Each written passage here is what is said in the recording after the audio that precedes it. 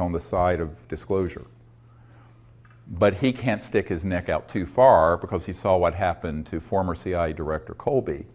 When he stuck his neck out, he was going to give, Bill Colby, the CIA Director, I think for Ford and Nixon, was going to hand off one of these zero-point free energy devices and about $50 million in seed money so we could get it out to the public. And the week he was going to meet with a member of my board, they found him floating down the Potomac River. Almost absolutely was assassinated. We can't prove it, but his best friend, a colonel, met with me and said, yes, that's what happened, and he knew it was a risk. So a lot of people who are friendly to this, who are on the inside, are afraid of being tweaked, terminated with extreme prejudice. And then you have other people who aren't on the inside, who don't have the courage of the ridicule factor, because the New York Times and the Washington Post, the big media outfits that are wholly owned subsidiaries of the intelligence community, frankly, when it comes to this issue, are going to absolutely roast and ridicule any politician that brings up the word UFO. It has to be done like on Kimmel, you know, just sort of ha ha ha, make a joke of it. So in 1953, the CIA decided that the psychological warfare aspects of this would be where the real enforcement could be, by just making it ridiculous. And they actually engaged, I have a document that proves this, Disney Studios, to make cartoons about little green men so that it would become the laughing stock and sort of defang the whole issue into sort of silliness. And so it has remained for 60 years. So it takes a lot of courage, not just in terms of your personal safety, but your reputation, because you're going to be ridiculed and laughed out of meetings, or you're going to be teased. And most people don't want to be ridiculed. I'm just the kind of person, I don't care what someone says about me. I mean, everything terrible you can imagine has been said about me, and so what? I mean, you just expect it. So, but most people in a public eye don't want to do that. And so disclosure is going to have to be with the people. So we initiated that in 2001, and we continue to do that. And I think that the biggest problem we've had, and I wrote a paper about this called When Disclosure Serves Secrecy. Now, this paper, I wish you would read it and memorize it. Everything I predicted in that a long time ago, it's on our website. And if you sign up for our email service, we occasionally send it out. It's a free newsletter. You can just sign up. It's SiriusDisclosure.com. It's free. It's completely provided to the public. That paper describes the dangers of doing what we've done. And that is disclosure being hijacked by charlatans who masquerade as disclosure folks, who attach to all the body of evidence I put together the fear factor and the silly season and the evil aliens are coming to eat us for lunch. All right? And that has happened. And the betrayals I will not go into because it will break your heart. So the truth is, the thing that keeps me up most at night is all this information being folded into which is all solid information, being folded into disinformation that's tailored to scare the public into what General MacArthur said, and that is World War III will be interplanetary. So now let me talk about the deepest USAP. The deepest unacknowledged special access project is the one that is tasked with doing the psychological propaganda, just like Hitler did with his program, for convincing the people that there's a threat that we should fight. This was launched in the 50s and 60s. First they made the subject ridiculous, and then they made it terrifying, like the movie Independence Day. And this was all part of a plan hatched in the 50s to be sure that we could continue to grow the military-industrial complex, but instead of just one country, sort of a unipolar expenditure out of mainly the United States and at that time Soviet Union, it'd be a global junta, military effort because there's a threat from outer space.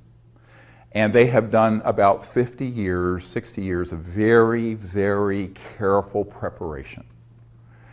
Now, the UFO subculture is replete with the influence of that. Most people don't understand it.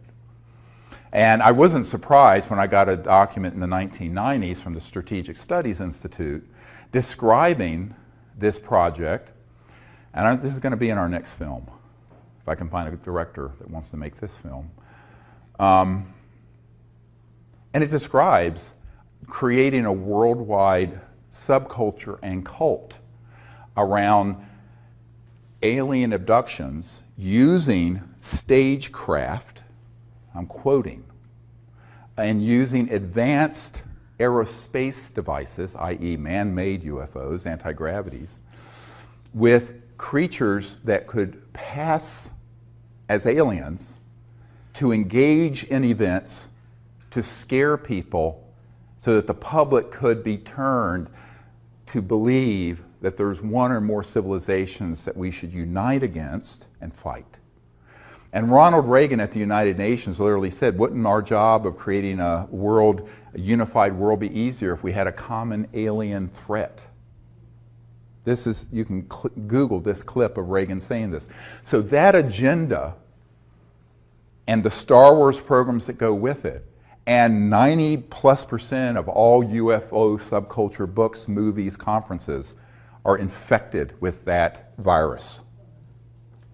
Now, I'm saying unwittingly in many cases, because how would you know? If you haven't been read into a program that is so sensitive, and I've had physicists who worked at the Dulce complex and at the Pine Gap complex in Australia, that where they manufacture these what are called programmed life forms, these things that look like aliens that are 100% man-made, have integrated circuits in their neural complex, but they're biologicals, and they're on board these. But the people running the craft are military or corporate guys. And they'll sick these things on people, and they'll abduct them and put an implant in them. And the implants are made by EG&G. They're on the edge of the Nellis Range. You want to hear more? All right, this is the stuff people really hate me for. Because I was told that if I expose this, this is where I'd be most at risk. Okay, because now I'm stepping on the toes of the eschatological fantasies of the people who want endless war. Eschatology is the study of how the world's going to end. And at the core of this secret group are folks who want to precipitate an Armageddon-type conflagration that's War of the Worlds. Because they love and they do it because they want people to be united around another common enemy, not just one country or subculture or religion, but the whole planet. Go look at the movie Independence Day. It's a script right out of the CIA. And so the whole point of that is that you have got to prepare people to hate.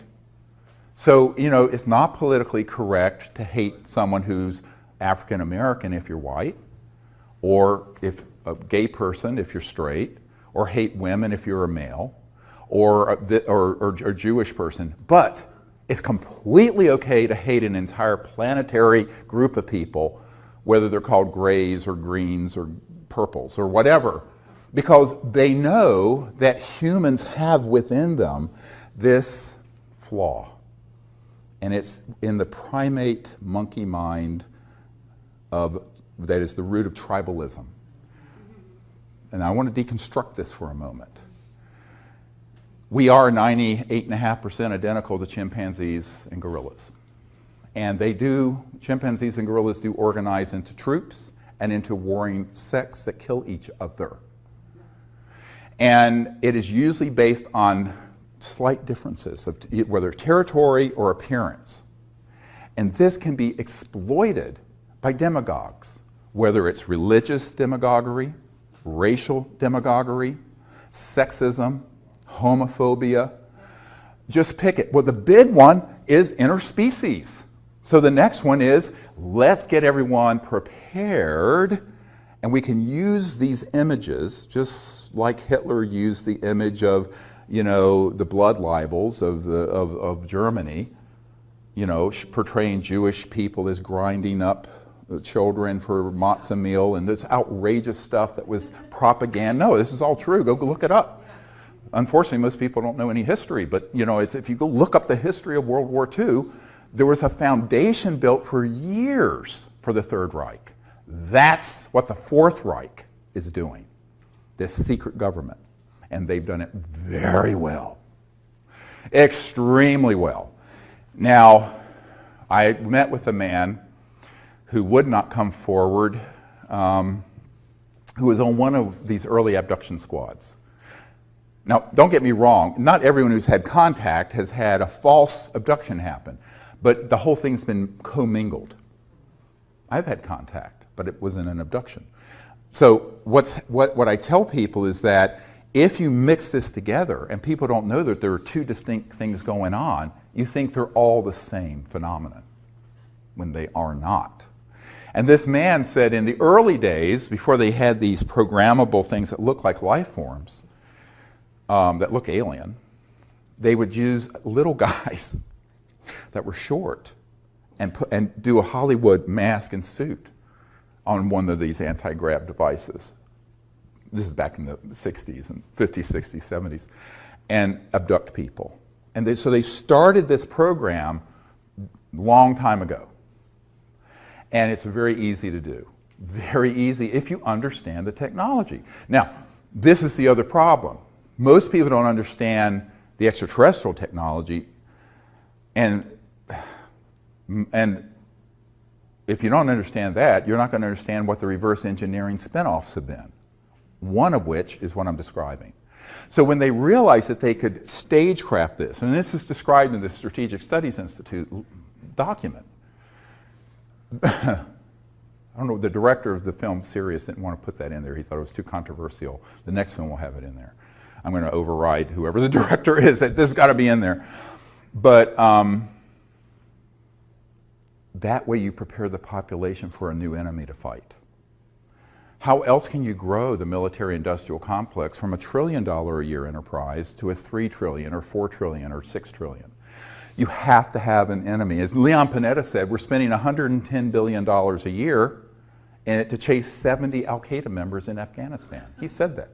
So how do you keep that juggernaut going? You've got to have another and a bigger enemy. So in the meanwhile, they'll concoct and create and keep the fire burning, manipulate the world to keep the fire burning deliberately. And that's what we've seen over the last decade. We go in and break Iraq, and then it creates, it just keeps this fire burning. However, the big surprise that's coming, 1,000 times worse than 9/11, is this false flag operation to stage a threat from outer space. There was a man who came to the congressional briefings in 1997, and he was prepared to open this entire box, Pandora's box of issues, to the members of Congress there. And I will not share his name. I keep a confidence he was going to do it. The night before the congressman came, some intel people came to his room who he had worked with in those projects and begged him not to disclose it. And so he left. He was actually taken that night to a secure facility out in Virginia, and we never saw him again. He left a note under Sherry Adamak's door explaining what happened.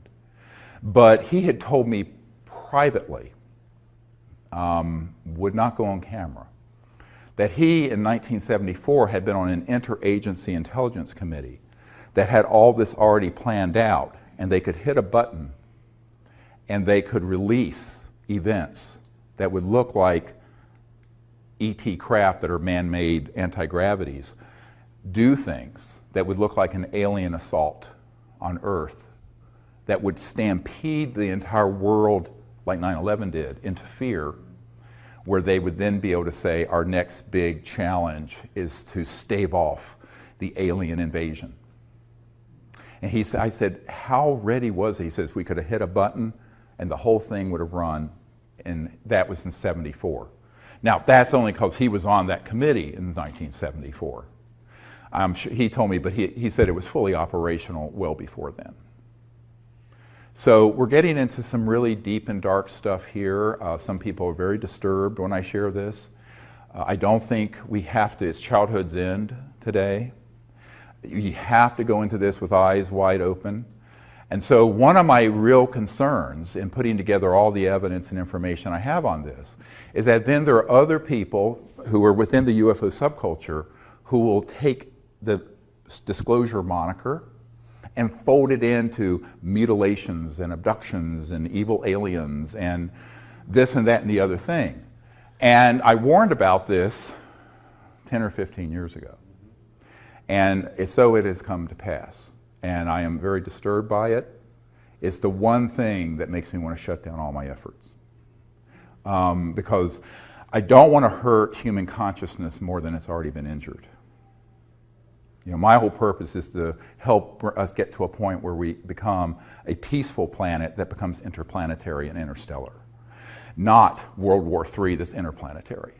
But people who are not very nuanced in their thinking, or as Dr. Richard Haynes at NASA used to say, unselective filters, non-selective filters. They just let anything through and are not discerning, will take information and documents and witnesses and people I have and then fold it in to this other disinformation, and they do not have the discernment because they have not been at meetings with people from Behind Gap and Lockheed and the Cube.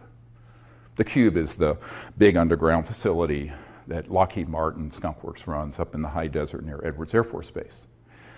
It's the state of the art where all these things are done. And at Dulce, which does exist.